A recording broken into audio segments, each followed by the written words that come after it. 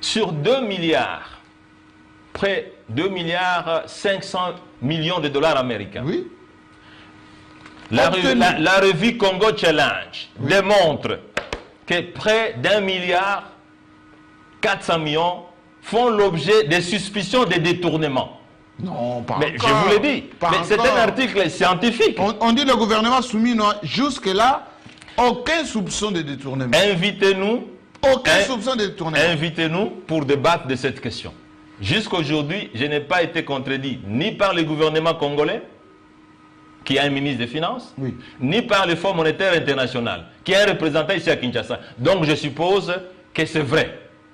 J'ai suivi encore ce matin que le Fonds monétaire et la Banque mondiale sont des institutions. Si elles ne sont pas suivies, si elles n'ont pas de contrepartie, comme ça a existé pendant notre ère aux finances au gouvernement, ce sont des institutions qui accompagnent le sous-développement, qui accompagnent la consolidation de la pauvreté. Je l'ai dit et je le soutiens.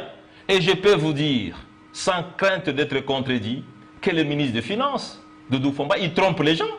Comment ça, il trompe? Parce que les indicateurs sont au vert. Mais quel indicateur? Lorsqu'on vous dit que la dette extérieure monte de 5 milliards à 11 milliards, c'est ça un bon indicateur? Quand vous remettez... Il dit que ce sont des dettes concessionnelles. Non, mais écoutez, mais c'est une dette. Concessionnelle. La dette reste une dette.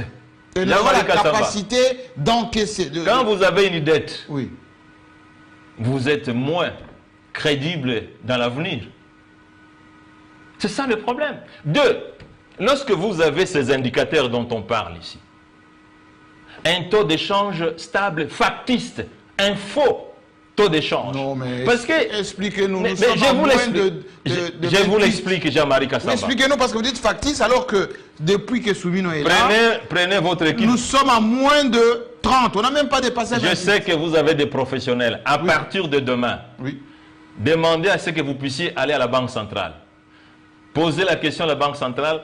Quels sont les titres de paiement ordonnancés par le ministre des Finances qui sont ici à la Banque centrale qui ne sont pas payés? Titres de paiement. Titres de près de 400 titres signés qui ne sont pas payés par la Banque centrale. Mais qui ne sont pas payés parce qu'il n'y a pas d'argent.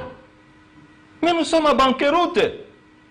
Je préfère avoir un débat. Plus de 400 titres qui sont aujourd'hui où je vous parle. Demain, prenons vos experts, allez à la Banque centrale, posez à Madame la gouverneure, le Premier ministre Matata nous a dit que voilà, il y a des titres ici.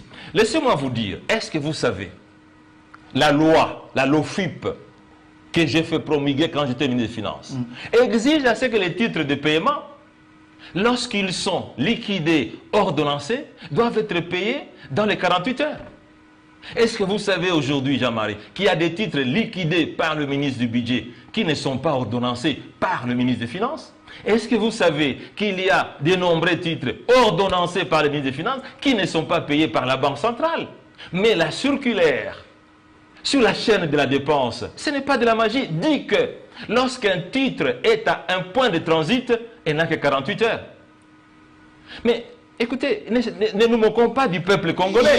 Quel type de stabilité vous pouvez faire avec de tels indicateurs? Le ministre Fomba dit ici, les paiements sans...